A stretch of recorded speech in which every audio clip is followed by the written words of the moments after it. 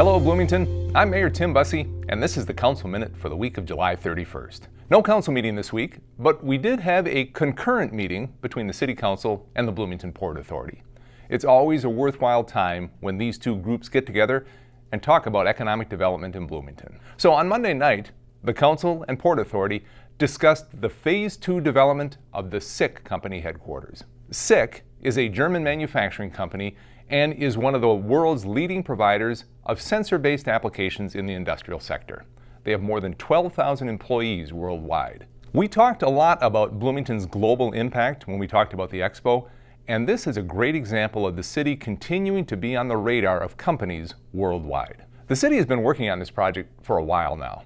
The true genesis goes all the way back to 2010 and 2012 when the city and the Port Authority purchased the land where SICK is now located. In 2019, SICK and the city began talking seriously about developing the site, and ultimately, staff worked closely with SICK to move the project forward. You may recall, we cut the ribbon on Phase 1 of SICK's new North American headquarters back in November of 2022. Phase 1 of the development includes a 138,000 square foot production facility that by all accounts has been very successful. So successful, in fact, that SICK is ready to start Phase 2. Phase 2 will include a new office building that will serve as the hub of SICK's North American headquarters and will bring 247 employees together in a 144,000 square foot office building. Phase 2 also includes a parking ramp. Construction is expected to start next spring. In addition to the jobs, and these are high-paying jobs with an average wage of $105,000 a year, this is an important project as we continue to work on our goal of diversifying Bloomington's tax base. We all know that Bloomington leads the way in the hospitality industry, but adding new companies in high-tech manufacturing means Bloomington's economy can grow and change with the times, ensuring high-quality growth, which makes us stronger and more resilient. In order to make this development come together, there is a need for some public assistance, namely support from the South Loop Development Fund, an expired TIF district, and the Mall of America TIF Fund. The public dollars, which are not general property tax dollars, will go toward reducing the cost of the land and helping to build the parking ramp that I mentioned. And by the way, this parking ramp is not just for the company either.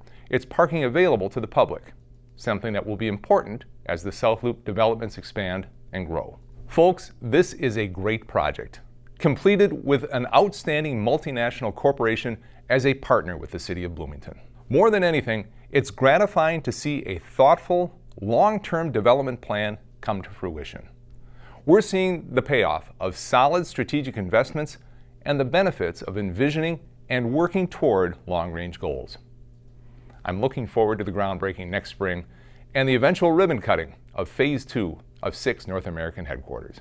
Tuesday night was National Night Out, an event celebrated nationwide and certainly here in Bloomington. The final count for neighborhood parties in Bloomington was more than 330, give or take a few. I'm always so impressed that our Bloomington public safety professionals make sure that each and every one of those registered parties gets a visit from a police officer, a fire truck, or a rescue unit. That's a lot of parties and a lot of ground to cover, and they do it every year. Hats off to them. I had the pleasure again this year of traveling around with Police Chief Booker Hodges, and at a couple of stops, we had the honor of being joined by Senator Amy Klobuchar. I am so appreciative of the time and support Senator Klobuchar gives Bloomington. She was a huge supporter of the Expo bid. She attended the Diamond Service Awards ceremony and has always championed our hospitality industry. And she's always been a strong advocate for Bloomington in Washington, D.C. It was a pleasure to spend time with her. It was also a pleasure to get out Tuesday night on a beautiful summer evening and visit neighborhoods across the city. National Night Out is always a fantastic community builder. And I know that for the vast majority of you, you don't need a special night to do that. It happens all the time. But for the new residents in a neighborhood, or the neighbors who have a hard time getting out and about, or the folks who have a hard time making connections, National Night Out is a great opportunity to cultivate strong relationships in neighborhoods, which leads to a safer Bloomington. And finally today, you have probably heard or read this week that it's now legal to use, possess, and grow recreational marijuana in Minnesota. In discussions City Council had last year regarding licensing for low-dose THC edibles, we asked staff to look at how changes to state law might impact Bloomington. At our August 28th meeting, Staff will bring us feedback about the new legislation and its effects in Bloomington, and will seek direction from the City Council on next steps. Now, Minnesota is not the first state to make changes allowing for recreational marijuana use, so we can certainly build on the experience of others. I'm looking forward to see what questions and options staff bring forward, how we might engage you in providing feedback, and hearing our City Council's thoughts on the best path forward. Stay tuned. That's it for the Council Minute this week. Thanks very much for tuning in. Until next time, stay safe, Bloomington.